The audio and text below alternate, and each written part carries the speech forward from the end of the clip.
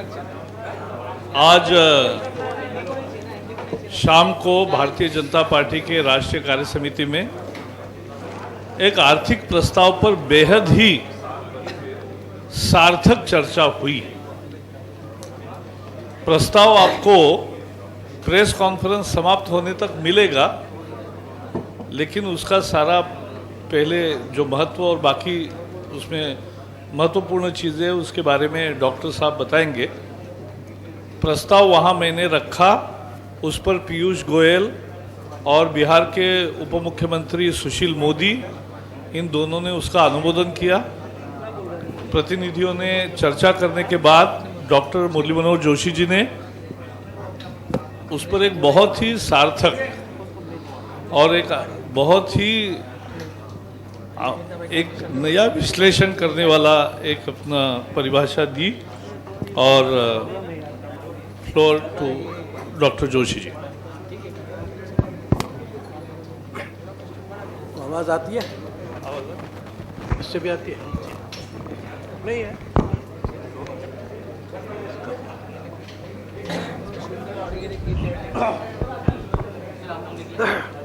हिंदी चलता है ना? हाँ, ये भी चलता है। नहीं, मैंने कहा हिंदी में चलता है। हाँ, हिंदी। बीच बीच में अंग्रेजी।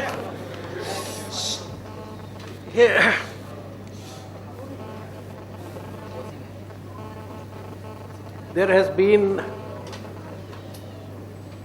in general a meltdown in economy all over the world. सारे विश्व में आर्थिक क्षेत्र में बदहवाली है। अमेरिका से ये बदहवाली शुरू हुई और अब सारे यूरोप को इसने आच्छादित कर लिया है। हम लोगों ने अक्टूबर वाले सेशन में संसद में ये सवाल उठाया था कि यूरोप में जब ये आर्थिक बदहाली पैदा हुई है तो उसका असर भारत पर आएगा और सरकार उसे रोकने के लिए क्या कदम उठा रही है, क्योंकि हमने तब भी कहा था इसका परिणाम रुपए पर, महंगाई पर और बेरोजगारी पर पड़ेगा। महंगाई बढ़ना शुरू हो गई थी। मुझे उसके बाद वित्त मंत्री जी ने पत्र लिखा कि आप बिल्कुल निश्चिंत रहिए, don't worry at all, our fundamentals of economy are very strong.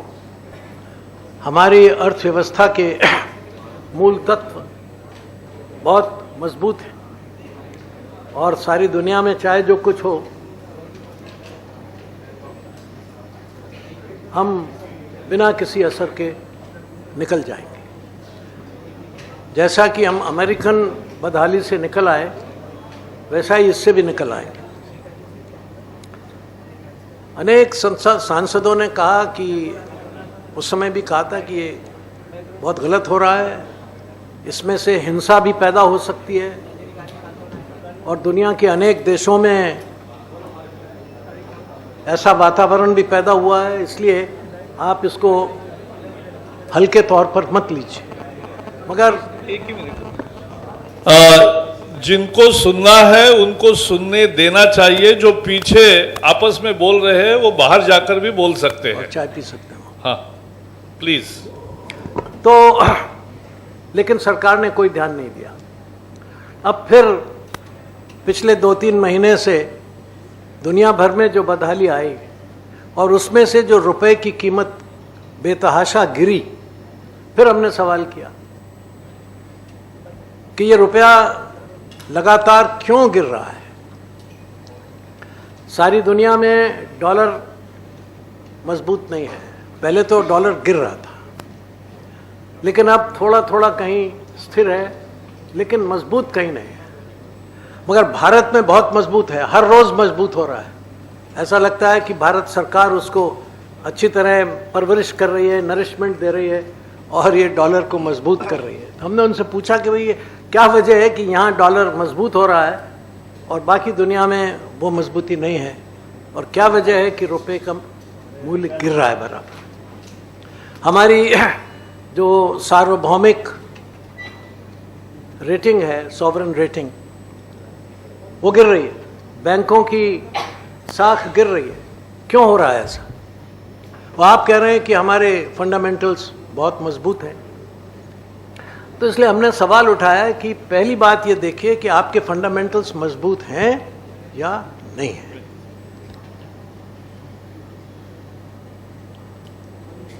ये बुनियादी सवाल है कि आपकी इकोनॉमी, आपकी पॉलिसी ये किन फंडामेंटल्स पर है। ये सिर्फ मार्केट फोर्सेस के ऊपर सारी अर्थव्यवस्था को निर्भर किए हुए हैं। तो ये जो मूल तत्व है अर्थव्यवस्था का कि everything is determined bye market, इस पर पुनर्विचार होना चाहिए और उन फैक्टर्स की, उन कारणों की जांच होनी चाहिए कि जिससे हमारी अर्थव्यवस्था निरंतर कमजोर हो रही है।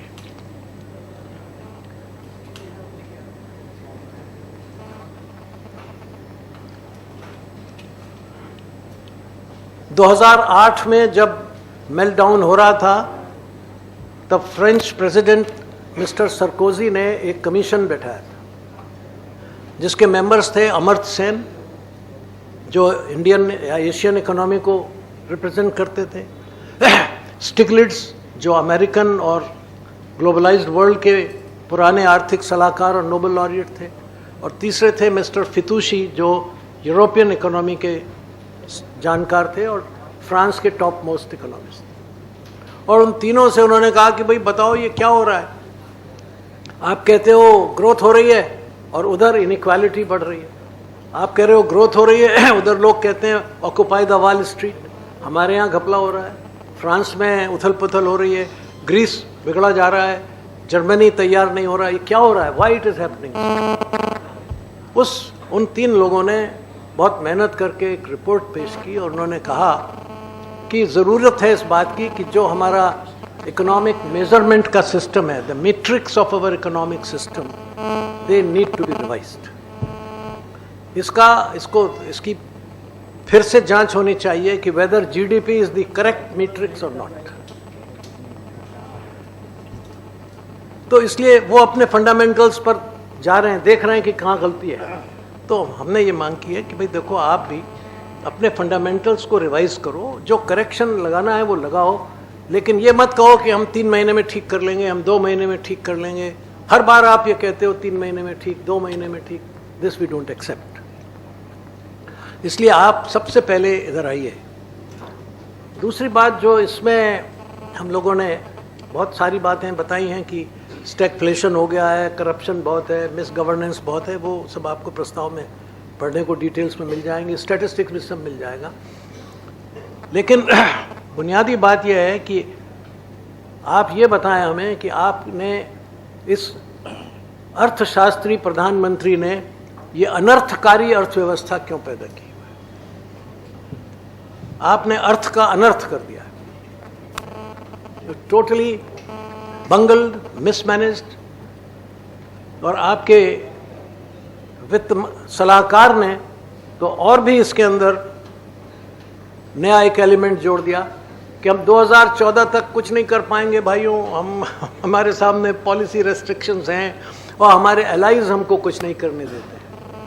तो आप क्या करते हैं? पहले कहते हैं कि ये अपोजिशन पार्टीज हमको नहीं करने देती, अब कहते हैं कि हमको एलाइज नहीं करने देते, फिर कहते हैं हमारे मंत्रियों में झगड़ा है वो हमको नहीं करने देते। वित्त मंत्री और गृह मंत्री में रोज झगड़ा होता है। फिर हो सकता है आप में और आपकी पार्टी के अध्यक्षा में भी मतभेद हो, पता नहीं क्या है, वी डोंट नो। फिर उनसे कहो कि भाई आपके यहाँ करप्शन है, तो कहते हैं करप्शन है तो क्या आपका सीएजी गड़बड़ कर रहा है, आपका पीएससी गड़बड़ कर रहा है, आपका अपोजिशन पार्टी गड़बड़ कर रहा है।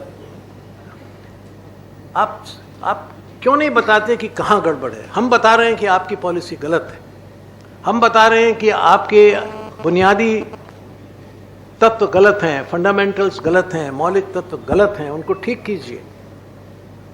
और भारत की परिस्थिति में जो इकोनॉमिक सिस्टम होना चाहिए, इकोनॉमिक मॉडल होना चाहिए, उसको इम्प्लीमेंट कीजिए। चाइना ने अपना किया। तो वित्त मंत्री का जवाब है कि we will take austerity measures, आप चिंता मत करिए, हम ऑस्टेरिटी मेजर्स लेंगे। हमने कहा क्या करोगे भाई ऑस्टेरिटी मेजर्स में, क्या घटाओगे? आप सरकारी वेतन तो घटा नहीं सकते, आप लोगों का घट सकता है, प्रेस वालों का, मगर गवर्नमेंट वालों का नहीं घटे। आपके सब रुक जाएंगे, प्रमोशन रुक जाएंगे, वेज बोर्ड की रिकमेंडेशंस रुक जाएंगी। ऑस्टेरिटी है ना, आपको कहा जाएगा कि देश के हित में आप बलिदान कीजिए, ऑस्टेरिटी रखिए, हमने गड़बड़ किया है, आप हमें बचाइए, यही होगा ना। तो this is absurd. What austerity? आप you can't reduce the wages, you can't reduce the debt servicing, you can't reduce the payment of debts. जो आपको देना है, इंटरनेशनल ऑब्लिगेशंस हैं, वो आपको पूरे करने होंगे। तो कहाँ घटाएंगे आप? On the development projects, on the social projects. आप कहेंगे ये CGHS बंद करो, NRHM बंद करो, ये इंफ्रास्ट्रक्चर बंद करो, यही करोगे और कहाँ घटाओगे खर्चे? Where is this austerity and what for this austerity?